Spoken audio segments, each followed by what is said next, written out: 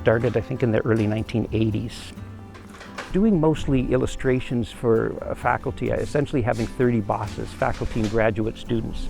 They'd be writing papers and I would be doing illustrative work, to small sort of location maps for articles. And some of the faculty, I was able to do some fine art, which I really enjoyed as well, pen and ink drawings, that kind of thing. One of our faculty came in and said that there was a community group. They wanted to create a community map, which I thought was fine. I'm doing contract work, but I had no idea what a community map was.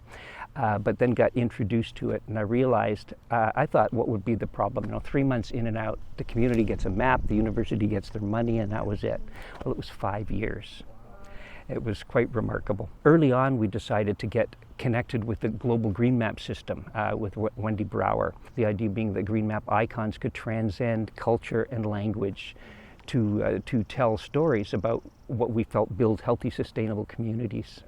We found that we would get to a certain point doing all kinds of community events, gathering stories, people contributing artwork, that you would get to a certain point of starting to visualize that. And there'd be a whole other demographic of people who really responded to the visuals. And so they would want to get involved. And so we scrapped and started again the project 3 times in those 5 years. And through that process, it really kind of changed me. I saw a real power behind these types of maps, community maps, as opposed to government maps or maps that are created by big business with money and wealth and power that present their worldview as opposed to our collective worldview. If you view a map in a certain way, and you make people view it in that way, then you're having power over what they're thinking. The rule of hierarchies in space also means that you get to decide who and what gets portrayed on a map and who gets eliminated. So in this case, a kind of medieval map from Europe, you see all of the castles portrayed. But of course, what's supporting all of the castles? How are they living? Is the food just appearing out of the air? No, this whole area is surrounded by small farms, tenant farmers, serfs, blacksmiths, and everybody who makes the castle run in some way. The people whose daily lives aren't seen to be as important as the castles themselves. So they're just omitted, they're erased.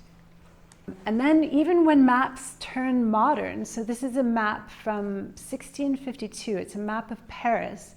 It was one of the first bird's eye maps that was ever produced. But even when this started happening, you see off in the corners here, all of these representations of the most important buildings still depicted in profile in the bottom edges of the map. So there's a way of reasserting power structures even in this bird's eye view that should be more, I guess, technically dispassionate or objective.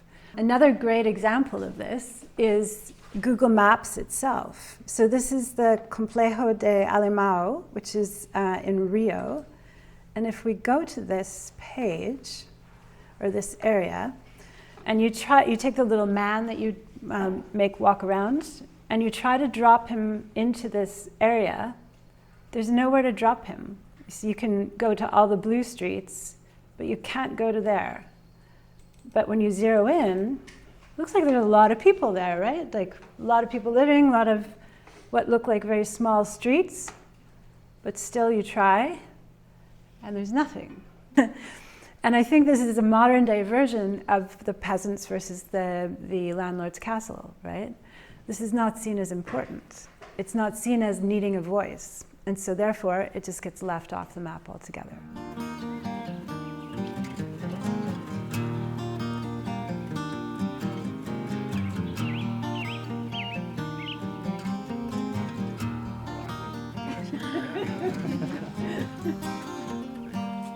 I'm gonna go. I want to go check out the dock.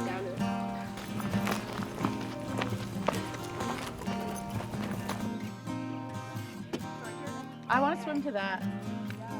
Or to the far one. Gonna go for a swim. I'm just pumped to be here.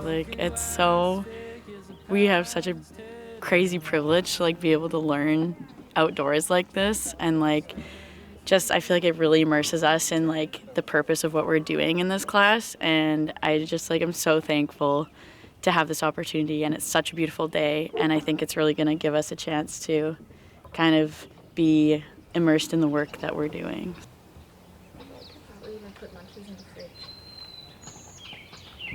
I'm really excited. I think it's nice to get the opportunity to be outside and on a beautiful lake, and we're going to get to do lots of arts stuff, which is nice, not the typical university experience. So I think it'll be a really great day.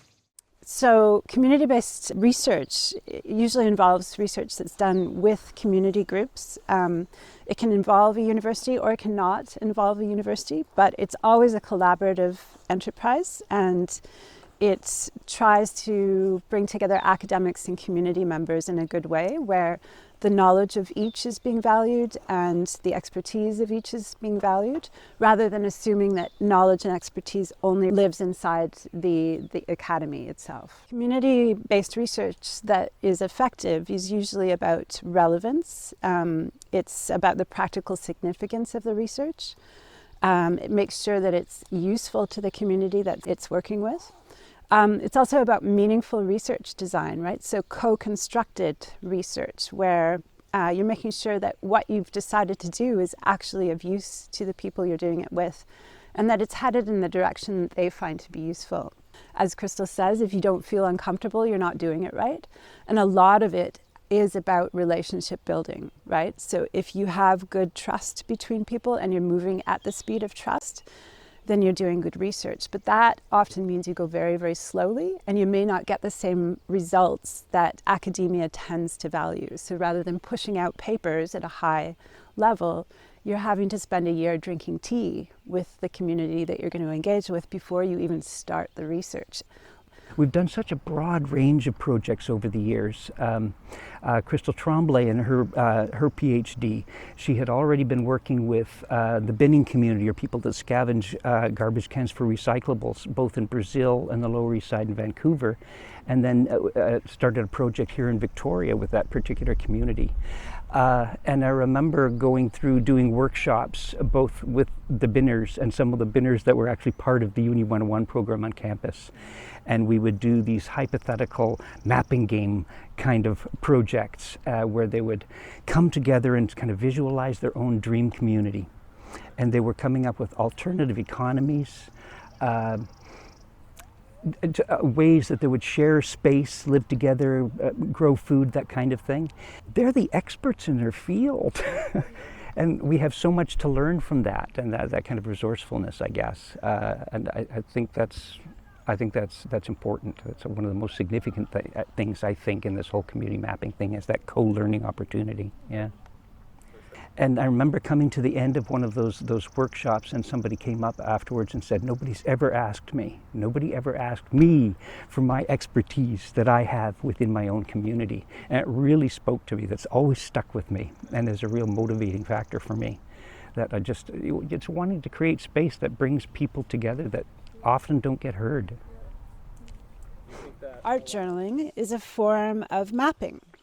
It's this beautiful combination between text and image that allows you to really sink into a place and capture the place, but not in an acquiring way, more of a relating way. So this work comes, in the workshop I'm going to do with you, comes from the work of Lynn Baldwin. And Lynn Baldwin talks about how us today in our kind of contemporary lives, we are often experiencing what's called an extinction of experience. Maybe you're nodding your heads already, so you have an idea of what that might be. And she says that our lives are so technologically mediated at this point. You know, I was noticing three of you when you first came up the hill and you sat down and you immediately looked at your phones, because we all have this dopamine hit and we have to look at our phones. And then slowly all the phones went away and you all just kind of started looking around. And it was this really lovely moment of just seeing how you can settle into a place. And Lynn Baldwin's solution to that extinction of experience, where we're always mediating our lives through our phone or through technology, and speaking of which, yeah, I'm I'm just going to turn that off. Come on. How do I get it to... No, it's not going to... I can't turn it off. Well, it's... There we go. All right. Okay. Stay with me. Stay with me. It's gone now. One of the ways that we can bring ourselves back to the actual experience of where we are is through learning to slow down and really take in and start to record the things that are around us, and to start to really look and see what is around us. And so she uses field journaling as a form of care. And by that I mean she is trying to slow down enough that she forms a relationship with whatever she's looking at. And through that relationship, she learns how to care for it. And I think this is really pinnacle for our work in climate change and our work in geography as well, because when we know a place and we learn what is in it, we necessarily start to care for it. We know its stories, we know what it smells like or what its colors are. We grow attached to it, and that attachment breeds care. And once you care for something, it's really hard to treat it badly. So that's what we're going to try to do today, is a form of mapping this place. You've all got a piece of paper in front of you. It's a multimedia page, and you can use that, and that will be your field journaling page for the day. Well, is that wrong?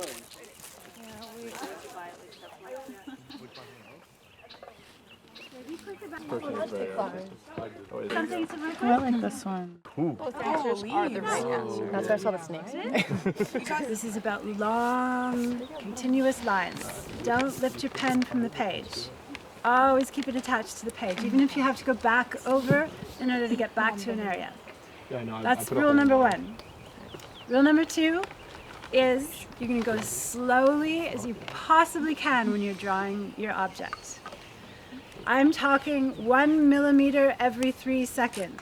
You're all going to go way faster than that, and then I'm going to come around and make fun of you. But are we coloring? No, not right now. Just pen and ink right now.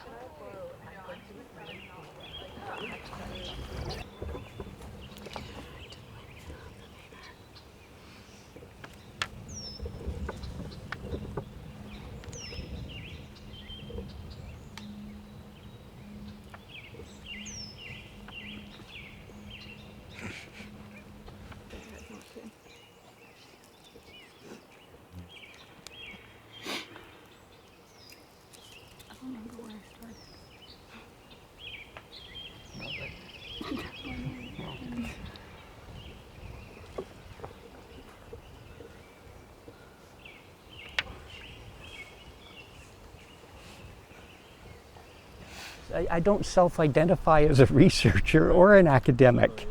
I just feel like I've been given tremendous opportunities by faculty within the department and co-learners, students that are in the class, that kind of thing.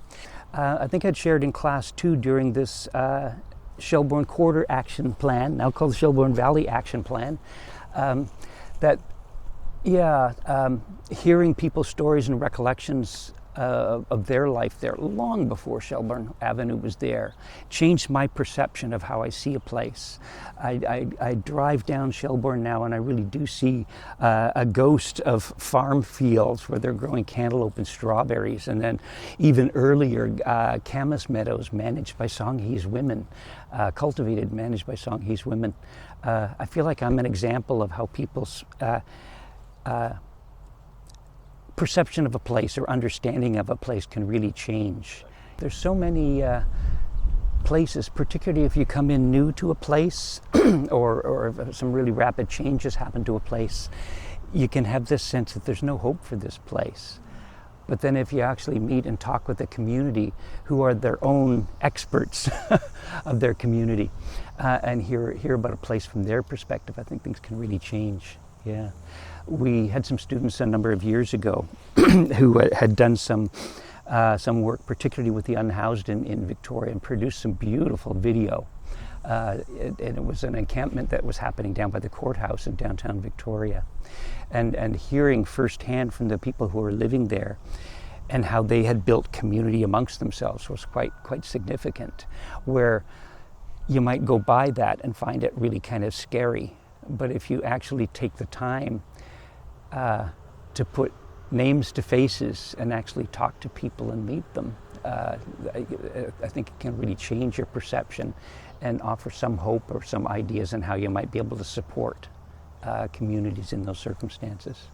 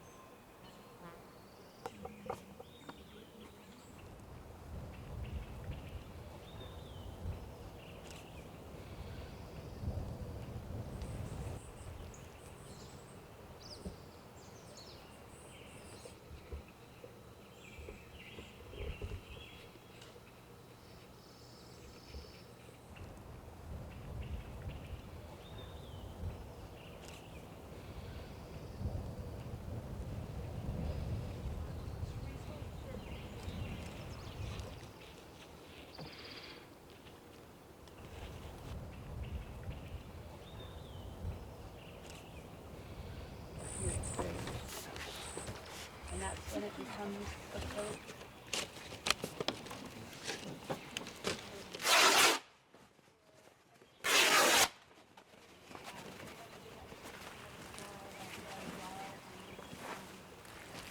Trying to think about how to set y'all up for something that felt fun and also something that felt really doable, something that didn't have the pressure of being permanent. I think something that's tricky about mapping is that once maps are created, people create structures out of them. Like they become these like monoliths that are often not subject to question anymore, and that gets challenging when information changes and when new perspectives are considered. And so the idea behind this intervention is leaning into the ephemerality of mapping.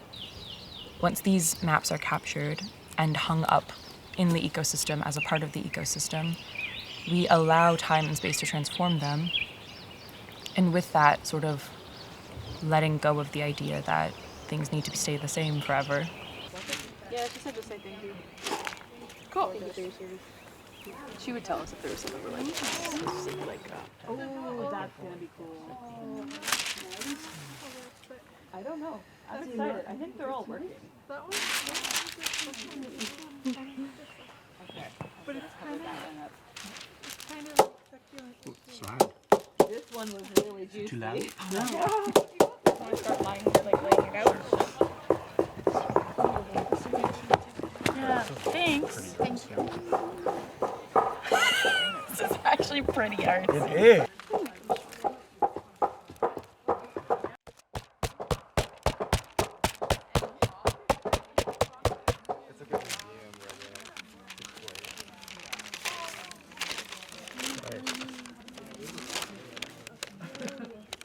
That's pretty cool. Oh, what's up? This one in there.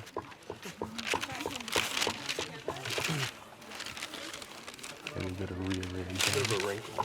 Wow, yeah. That's super cool. Oh, what? That's really that's so neat. That's so neat. How do you make that? Good job. Mango.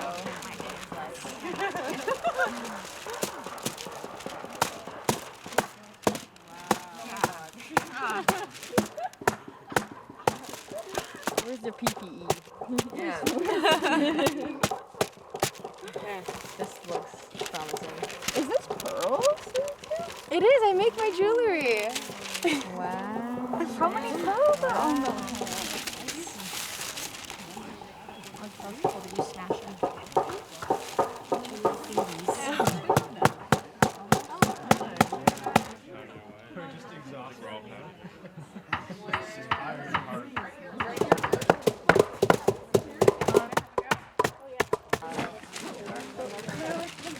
You guys are curious like about specifics. No way.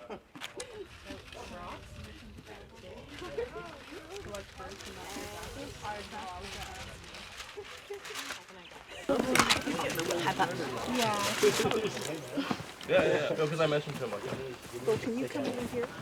Nature is creative, and we are nature. So with the right materials in our hands, we can do a lot of good. Everything in the practice of biomimicry is about making sure that in the creative process, there's a payback to nature. So I want to give some like practical examples. So birds don't fly through spider webs because they see the reflected ultraviolet light. And you know, when you get down into the web of life, light is being used by every species on this planet, perceiving it and using it. And so by mimicking the reflection of ultraviolet light, I don't know if you can see if I just go like this. Do you see the pattern in the glass? So this is called Ornolux glass, and it's created to stop the billions of birds that die every year from going into windows. So not only do you have this glass, and of course there's so many things you can do with glass, but the payback to nature in mimicking this strategy is of course great for birds. Life creates the conditions conducive to life by bringing what's needed into the system. Can you imagine if we went to the grocery store, the groceries we bought back, we didn't have to put half of it into the recycling, but rather if the whole thing nourished our environment, how cool that would be. And everything comes in a package in nature. We're a package. Put us in the bathtub, we're waterproof. We grow, we decompose at the right time. All these seeds and plants and everything you just picked up, it all came in a package and did the most incredible stuff and will do what it needs to do end of life, right? Snakes, some spiders, different creatures put out a venom, but that venom doesn't persist in the environment. It breaks down into benign constituents. And so by thinking about the art we're doing and how it's going to break down, we're creating a different kind of a legacy. We're creating, like the flower, something that's beautiful for the time that it's beautiful, and then compostable and ready to return. So that life creates the conditions conducive to life. Even though my brain won't do chemistry to save my life, somehow I am dedicated to that practice. I spend most of my time trying to learn chemistry, which is so crazy. Because I really can't do it. I'm not just being humble. Anne-Marie Daniel, who I met through being on the board with Sea Change a number of years ago. She has volunteered on so many different boards. I think it was a North Saanich sort of environmental committee of some sort. Was really frustrated at how undigestible a lot of reports can be for the common rabble like me. and being on a committee to work hard and trying to bring something together and pose a solution or a next step for something, and then find there isn't much uptake, I guess, from a number of people on council to actually do something like that. So she wanted to kind of change that and see if some of these reports that come out can be presented in a way that are easier to understand, so people can feel less powerless about doing some sort of collective action. So she came up with the idea of what's the RUSH standing for Resilient Urban Systems and Habitat. I remember when she first came about RUSH 2, she said that we're in a climate emergency and we need to have acted yesterday. And that's what's really kind of motivated her on doing these kinds of things. I find it inspiring, and I just feel like I scramble trying to keep up. Mud Creek watershed has 5 lakes in it. Maltby is at its headwaters. It is the only lake in the entire watershed that is still classed pristine, which is near pristine, which is about as pure as you can get. In fact, our drinking water comes from the lake. We don't have a well. But as you can see, it flows from south to north. And it flows through a smaller lake here behind, and then underneath Prospect Lake Road into Prospect Lake, over to Todd Flats, and it exits behind the Butchart Gardens. That's how far this watershed goes. If the water flowed the other way, we'd actually be polluted because all the lakes in the watershed are struggling to some degree. The property, the Maltby Lake lands, includes 5 properties. Here are all the comments made by other environmentalists in the community. So there's a big interest for it. And I hope we can continue our work. When you gave me that little card. What did it say? Well, it was about jellyfish. Oh, yeah. And I thought, we're transparent, we're open, we're willing to listen, and we want to hear what other people have to say and can contribute in different ways. It doesn't always have to be monetary. Thank you. Thank you. Thanks, Ken. Thank you. God, it's just such an incredible opportunity to get students out of the bastions of academia and out into where things are actually happening. It breaks down those silos between university, academia, and community, and provides opportunity for the work that you do in the classroom to actually be useful to nonprofits and other organizations that are working so hard to better this region. It gives you opportunity to make connections. We've had students that have gotten jobs from these positions before. They've worked with an organization and then ended up the ED of that organization. It's also really amazing to benefit from the expertise of community organizations because there are people out there with incredible knowledge. And it's not until recently been invited into the university in a collaborative way. For me, it really gives a chance for people to create good things and create good feeling and learn to listen to one another and engage. I think for me, a big thing would be talking less and listening more. That's why I feel so strange about an interview and a video like this. I remember Bud Hall, who is a remarkable guy. He's one of the UNESCO chairs in higher education. I think you've done some readings from him as well.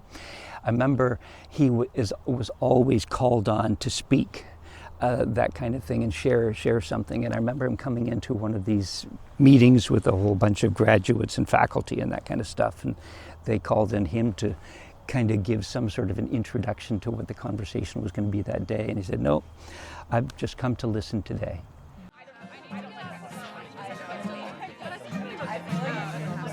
Oh, really? Okay. I can probably get it for you. Because I have a good relationship with Mark. And I know you guys. Yeah, so in my email to you guys. But I don't know. I don't think I'm really going to use these. I enjoyed it. We're going over. I found a plant that was indicative of your color scheme, and as colorful as you are. So we brought you this, and it's a card for you too. Oh, thank you. A little I love this it's guy. The same era of the one you made for me. Oh, really? Yeah. Oh, wow. Yeah, very old. Thank you.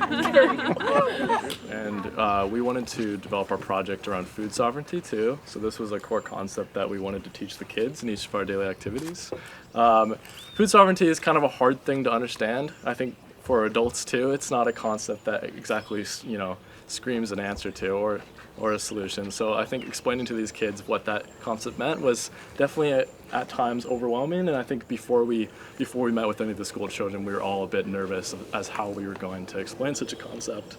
I'll be real. When we went to our first school, we were pretty like, I don't know. Yeah, diving into the deep end. I was like, I don't know how this is gonna work. And I feel like we had some interesting questions, and I think some of the students were engaged, but it became apparent that we really needed to come up with a more concrete plan and a more engaging plan to get them into it, because we found a lot, like, just talking about birds, like, they're like, I don't know. Like, I don't know. I don't even know what birds are over there right now. So it's like, okay, we need to, set the stage more. We have Sarah, who's like an ecology wizard and like managed to flip through all the books and was like, okay, that's the Gary Oak. And we were, Elena took them for a walk through the forest to kind of show the kids like, this is the English ivy, it's invasive, and these are Gary Oaks, they're native to Vancouver Island. So we're trying to engage with the kids and let them know their local environment, because a lot of kids there some girls in our group were part of the boarding school. So they just lived on campus and got to do some various activities outside of the campus. So it was super sweet to engage with them, and also pass this around so everyone can kind of look. I think we started and just had this broad idea of, okay, well, there's this guy, Ken, who's worked, 44 years with community. I mean, look at that, right? Like, it's like, this guy is literally loved by everybody. And we have to figure out a way to convey the impact he's had. For us, that created a kind of unique challenge of like, okay, we're not going into these schools and doing community mapping that way. We instead have to find out why this kind of work is so important, and then find a way to structure that in a narrative through video, through audio, and through our story map to kind of, get people to understand why this work is so important. We had a meal from your culture. It was spanakopita, some Greek salads, some chicken kebabs, cooking with friends and family. She drew her little, their stove and their recipe books and everything with their family. And so there were so many different engagement stories, and this girl, she loved cooking chicken Caesar wraps for her friends. It's the way that she invited her friends over to home, and it was the way that she connected with them, and it was a big topic of conversation with them in that class, which was super cute. And so this kid was really obsessed with chickens, and they drew some chicken McNuggets and a chicken, and then they also drew their friend Willard. And then Willard also drew this kid, which was very cute. So yeah, love. There's got a little sweet little friendship going on there. One kid did this amazing picture and also drew the name of the island, like the indigenous name of the island. And then, this little bird, and this says beautiful, beautiful British Columbia, which is like what's on the license plates for BC, which is also one of the teachers came out and was like, that's kind of ironic on this little island, this indigenous island. Anyways, so that was kind of cool. And then, he was telling us about like why he chose these fonts, and they're like all different parts of, like, these are clouds, this is like the mountains, this is like, I don't know what that is, fish. But yeah, he had like a whole explanation of like why he chose the font, and then also was very knowledgeable about like the indigenous history and the significance of the island, which was really, really cool. It was cool reminder going into the rest of the days at the schools that the activities are very adaptable kind of for any age, and it just depends on how you present it and like how you're going to move into that. It was interesting to see this other perspective of community mapping, which is, okay, there's one aspect which is working closely with the community and trying to find out their story and trying to document that way. But there's also another perspective of how do we convey this philosophy to a broader audience, and how do we, get the message to more general, to the general public. Like, we all hadn't met Ken before, and then to come in and kind of now, after the 10 days, know how much we know about Ken. It's pretty cool to see just the wealth of knowledge that he has. And not only that, but being able to kind of capture it in a short kind of time period and documentary is pretty cool. We really wanted to get them to talk a little bit like what food means to you. And so I think that was one of the ones that like we really got a lot of answers with. And I was kind of surprised about that. Like, a lot of students were able to connect like the importance of food in community, and they would like relate it to like their sense of gathering. One part we really liked was like engaging with the students and hearing their stories. Like, a lot of them, we felt like we were like there, like in the kitchen with them, like when they were telling these stories. Like, so many kids were telling stories about how they would be with their parents making like homemade pasta, going to like their grandma's house for like lots of dinners and stuff. And it like really showed us how like food is all about like union, how like it brings people together. Like, even today, like looking at all of you, like it's just like, it's a really nice like feeling to have, and like it builds relationships like this. The individual level of people's knowledge of birds and nature and whatever, and like their anecdotal evidence as well, is that it was also kind of clear which schools had more emphasis on that kind of learning and that kind of education. Here I have this nest of Phoebe robins, and my mom took these photos. These are a few photos kind of showing like the growth of the hatchlings here. So here they only have like a little bit of hair, but by the end, Fully formed birds. But yeah, by the end they are basically fully formed birds and ready to hop out of the nest. I can also pass this around. I think it'd be really cool for the future if some of the local schools in Victoria partnered up with places like the Fernwood or like Compass Education Center or the Shelburne Community Kitchen or these other like or even the what's it called? Yes, Community Cabbage. That's right. Like I have some friends who work with that, and it's such a great organization, and I think it would be pretty easy for those organizations to collaborate and to partner with like local schools. We already know how valuable that would be, and I think if we had more time, we would have loved to like work with those organizations or even work with some of the local Coast Salish communities. These folks came by Maltby Lake at 4:45. Well, we didn't get here until 6. Not 6. And not all of us. Yeah. Not all of you. I wasn't about that. Stayed in bed. A few of us did. Yeah. They deserve the credit. It was like a 4:30 wake up. Yeah. But a few of you really made an effort to get out here and document some of the incredible birdsong that's available early in the morning during the dawn chorus. Clearly my body was not ready for that. I will fully admit. There are trade-offs. Yeah. But we did get here early and record some birds. Yeah, it was beautiful. Yeah. Coming into this class, I'd never met Ken before and really just felt like we were having like a conversation with like an old friend, and it was super cool to learn about your story and how you got into community mapping, because it wasn't a very linear approach, and so it was really cool to see how your story kind of evolved. And yeah, I think coming in we had some like structured interview questions, and it really just went all these different ways, which was super amazing to see. I think for us, like going in and just like being thrown off the deep end in a different way into like the world of filmmaking and media, and having to like figure out boom mic placement. I know Max, you know, he's just like, I gotta hold this boom here for like an hour straight. Yeah. Like, it's harder than you think. You're like up there and kind of down there and through behind. So.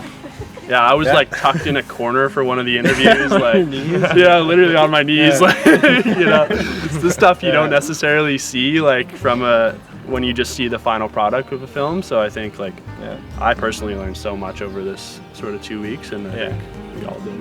Definitely. Yeah.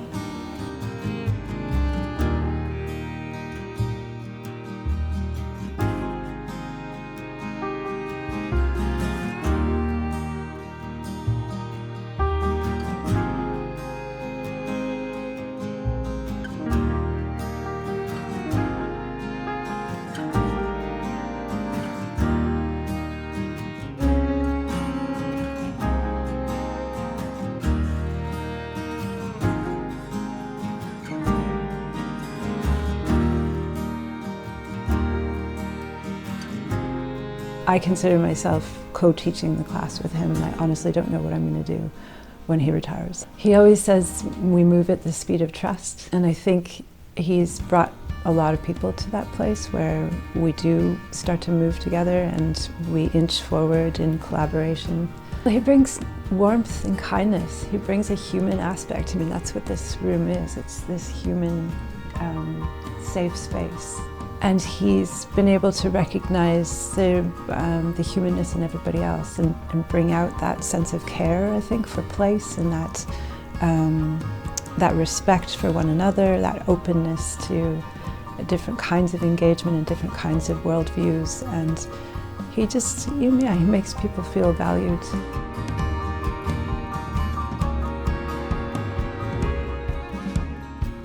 I think deep listening is key, and that's an art.